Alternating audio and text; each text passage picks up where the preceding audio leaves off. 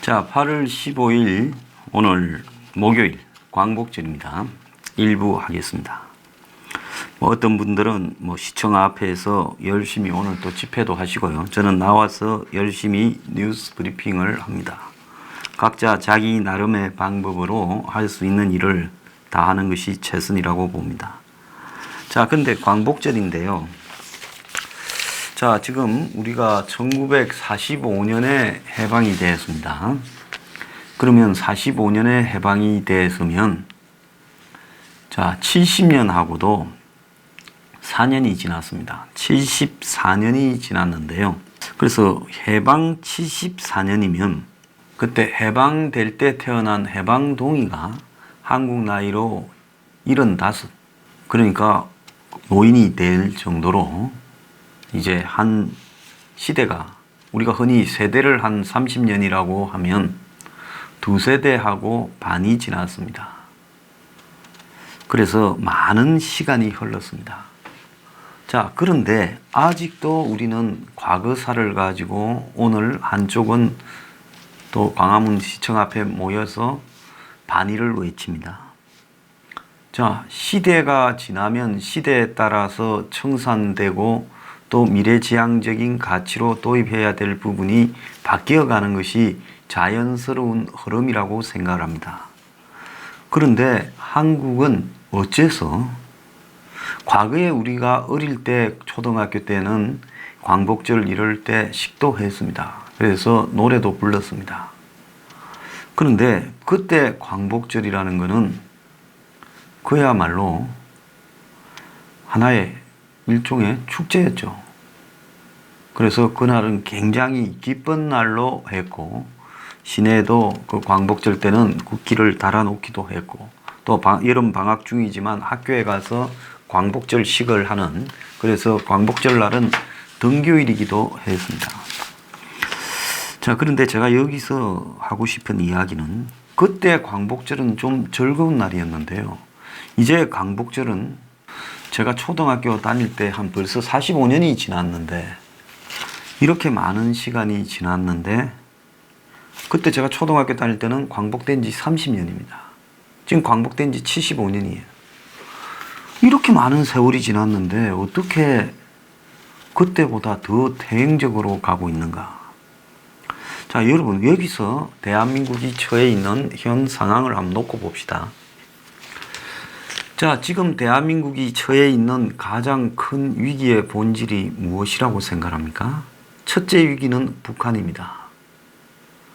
자, 북한이 비핵화를 하지 않는다라는 것은 다수의 국민이 공감합니다. 핵을 가지고 있을 겁니다. 앞으로 저 북한이 핵을 가지고 있는 저 부분이 북한 정권이 외생 변수로 인해서 망할 때까지, 아니면 내부의 경제적인 문제에 쿠데타로 쓰러질 때까지 수십 년, 아니면 최소한 한 10년 이상은 어려움이 굉장히 남측에 많을 거라고 보고 있습니다. 북한은 저 핵을 가지고 미국까지 위협할 수 있는 운반수단 등을 만들어서 이제 미국을 협상에 끌어들여서 당신들하고는 볼 일 없으니까 제재나 풀어주고 떠나라. 한반도에서 우리가 진하게 구워 삶아 놓은, 그리고 중국이 압박을 해서 밑에 넣어 놓은 한국 정권과는 볼 일 없으니까 이제 정리하고 떠나라는 겁니다. 하필 미국의 트럼프가 개인으로 보면 아주 개인주의적이고 이기주의적인, 국가로 보면 자국 우선주의적인, 이해타산적인 그런 역사상으로 미국의 대통령이 가지지 못한, 가져서는 안 될 속성을 가진 대통령입니다. 김정은이는 트럼프가 재선만 되면 또 재선되게 도와줄 겁니다. 아마 자기가 트럼프 임기 내에 주한미군과 관련되는 지위를 크게 바꾸어 놓을 수 있다고 지금 확신이 들었습니다. 왜? 독재자는 피부로, 또 숨결로, 감각으로 상대 독재자의 DNA를 읽습니다. 김정은이나 시진핑은 트럼프의 DNA를 정확하게 읽어내고 있습니다. 그렇기 때문에 트럼프가 있는 동안에 북한이 미국과 핵을 가진 채 그야말로 핵 동결로 상황을 끝내는 쇼를 도와주고 그 쇼를 다르게 포장해서 한마디로 미국의 대선을 도와주고 그래서 미국하고 모든 것을 끝을 내겠다. 자, 그러면서 미국을 끌고 오도록 이용하고 문재인이 미국을 붙여주었더니만 그때부터 미국을 따먹어서 직접 미국과 거래를 하겠다고 하는 겁니다. 우리가 흔히 인간관계나 비즈니스에서도 누구 좀 돈 되는 사람 소개해 주라 해서 소개해 줬더니만 그 사람과 직거래를 해버리는, 그래서 보통 친구나 비즈니스 파트너에서 이런 일이 발생하면 거의 서로 안 보는 일을 북한이 저지르고 있습니다. 그러면서 문재인은 한편으로 북한한테 어떤 모욕과 오욕을 당하더라도 그 비를 맞추려고 끊임없이 굽신거리고 중국에도 마찬가지로 끊임없이 굽신거리고 있다는 것을 잘 알고 있습니다. 그래서 한국에는 너네들이 트럼프 있을 때 네 임기 내에 전시작전권을 이양하고 종전선언하고 평화협정을 발표하고 유엔군을 해체하고 휴전선을 이렇게 해체시키고 더 나아가서 한국군의 이 방어 전력을 약화시키고 그리고 미군이 한국에서 철수를 하기 시작하고 그래서 궁극적으로는 소수의 상징적인 참모형 미군들만 한반도에 남아있으라. 유엔사는 물론 해체되고 전시작전권은 한국에 넘겨줘야 된다. 이것이 북한이 지금 문재인이 있을 때 또 문재인과 같은 것 더 친북 좌파적인 정권을 연장해서 또 트럼프가 있는 동안에 끝내려고 하는 목표입니다. 근데 지금 그 목표를 향해 자신의 할아버지도 아버지도 하지 못한 일들이 착착 진행되고 있는데 지금 김정은은 매우 해피한 상태입니다. 중국은 한국에게 삼부를 강요했습니다. 너네들 한미일 동맹하지 마. 너네들 한미일 MD 하지 마. 그런데 미사일을 갖다 놔. 지금 사드 있는 것도 빼. 더 갖다 놔도 안 돼. 이렇게 말을 하고 있습니다. 이건 한국과 중국의 각자 주권의 상황입니다. 지금 한국군이 무슨 무기를 들고 오든 그것도 한국의 주권의 상황입니다. 지금 중국은 산불로, 북한은 군사회담으로 한국의 안보 주권과 관련되는 핵심적인 사안을 통제하려고 하고 있습니다. 그런데도 이 정권이나 국민의 이 정권을 지지하는 상당수는 중국과 북한의 그런 지금 한국에 대한 통제에 한국이 들어가고 그 상징으로 반일이라는 부분을 지속적으로 위안부 징용을 확대시키고 있습니다. 자, 위안부도 골치가 아팠는데 이제 징용 문제까지 또 등장을 했습니다.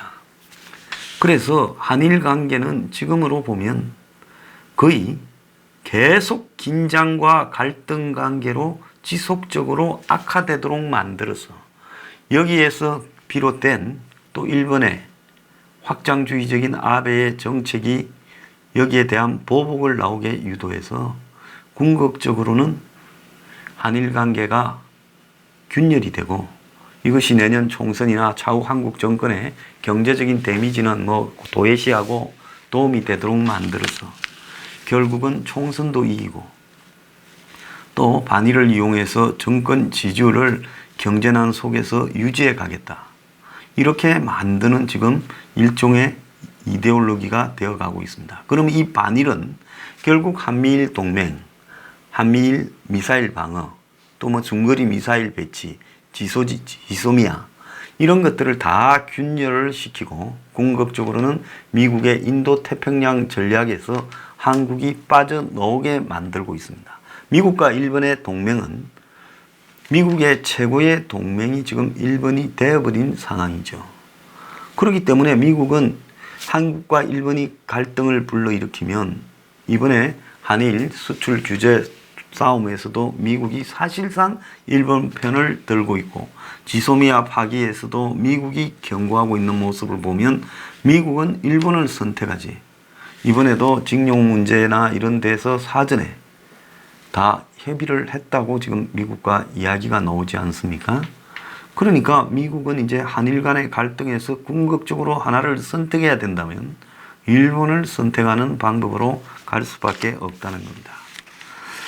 자, 그래서 이 모든 한미일 경제, 군사, 안보 동맹이 깨어지고 한국은 자유민주주의고 자본주의자 자유시장 경제의 동맹에서 이탈해서 독재 그리고 파시즘, 공산사회주의 동맹 속으로 지금 들어가고 있는 그런 양상이 벌어지고 있습니다. 그렇다면 현 단계에서 가장 큰 한국 최대의 위협 요인이 북한하고 중국이지 어떻게 일본이냐는 겁니다. 그러지 않습니까? 세상에 적이라도 레벨이 다릅니다. 또 과거의 일이 어쨌든 지금 서로 도움이 된다면 강과 쓸개까지 뗄 정도로 서로 붙어 지내는 것이 지금 국제사회의 지금 질서입니다. 그러지 않습니까? 아니, 미국과 영국은 전쟁 안 했습니까? 미국과 영국이 전쟁을 몇 번을 했습니까? 독립을 하는 과정에서요. 끝도 없이 전쟁을 벌였죠. 신대륙 미국을 놓고요. 그리고 그렇게 전쟁을 치른 미국과 영국이 지금 보면 세계 최고의 동맹이 서로 되어 있습니다. 그러지 않습니까? 미국과 독일은 전쟁을 안 했습니까? 그런데 지금 독일이 유럽에서 나토의 핵심으로 되어 있지 않습니까? 그럼 이런 것들을 본다면 미국과 독일은 한국과 일본의 식민지 기간하고 똑같은 시기에 직접 싸웠습니다. 한국은 전 한국 국민이 총을 들고 일본과 싸우지 않았습니다. 상징적인 부분만 투쟁했을 뿐입니다. 그래서 독립도 쟁취한 것이 아니라 타의에 의해서 주어졌고, 그래서 해방이 될 때 한국의 지위는 식민지 이탈국이었지, 이것이 무슨 독자적으로 미국 편에 서서 싸운 전성국이나 위치를 인정받지 못했고, 문이 그렇게 자랑스럽게 생각하는 임시정부조차도 전성국으로서 도장 하나 찍지 못했습니다. 그리고 임시정부의 요인들이 귀국하려고 할 때 미국이 일부러 귀국 비행기를 늦추어서 조기에 귀국하지 못하도록도 했습니다. 자, 그렇게 본다면 한국이라는 부분이 해방에서 차지하는 부분에서 우리가 과연 지금 이렇게 반일을 외칠 만큼 전 국민이 들고 일어나서 일본을 몰아냈냐, 전쟁을 통해서 일본과 치열하게 싸워서 몰아냈냐? 아닙니다. 버마가 일본하고 싸우고 베트남이 일본하고 싸우고 인도네시아가 일본하고 싸운 것보다 중국은 뭐 일본하고 말할 수 없이 싸웠고요. 전 국토가 전쟁터였고 한국이 제일 안 싸운 나라입니다. 그러지 않습니까? 한국은 다른 나라들이 일본의 침략에 무너져 갈 때 한국은 어떻게 했습니까? 그냥 자발적으로 그냥 흡수합병되는 양식을 띄었습니다. 일본이 강탈했다고요? 자, 강탈했다면 왕이 그야말로 자살을 하든가 전 백성들 앞에 보내는 메시지라도 보내든가 해야 될 건데 솔직히 그렇지도 못했습니다. 자살자가 손을 꼽을 정도입니다. 자, 그런데 지금 와서 과거의 역사를 억지로 미화시키고 이러면서 주적이 북한이고 중국인데 어떻게 한국이 지금 일본과 끝도 없는 싸움을 계속시켜가고 광복절이 일본과 싸움을 하는 일종의 이벤트가 되어가고 있습니다. 그런데 이 대목에서 웃기는 거는 과거에 보수 정권이라는 사람들도 지금 좌파들처럼 똑같이 이런 짓거리 비스무리하게 이명박도 박근혜도 했다는 부분입니다. 현 정권은 아베 패망 판타지로 총선을 치르느냐, 이렇게 오늘 조선일보 칼럼에 나왔습니다. 그래서 정권의 코드에 부합되는 가짜 뉴스들이 온통 지금 도배가 되고 있습니다. 일제 불매운동과 일본 여행 자제에 일본이 지금 한숨이고 일본 경제가 곧 무너진다고 이야기를 하고 있고, 그리고 보복 찬성이 60%다, 반대는 30% 되다라고 이야기를 하면서 이제 아베를 완전히 궁지로 몰았다는 겁니다. 일본에서도 지금 보복 찬성이 64%, 반대가 18%, 한국의 반대보다 일본의 반대가 훨씬 낮습니다. 그래서 이게 과연 아베가 궁지로 몰린 것인가? 일본 경제가 무너지는 것인가? 언론이 아니라 지금 한마디로 일본 판타지를 쓰는 지금 지라시들이 문이 그리 싫어하는 가짜 뉴스가 지금 반일 노선에 팽배하고 있습니다. 그래서 한국에는 역대 정권이 좌우파 할 것 없이 친일 프레임이 정략이고 저들 필요할 때 친일을 써댔습니다.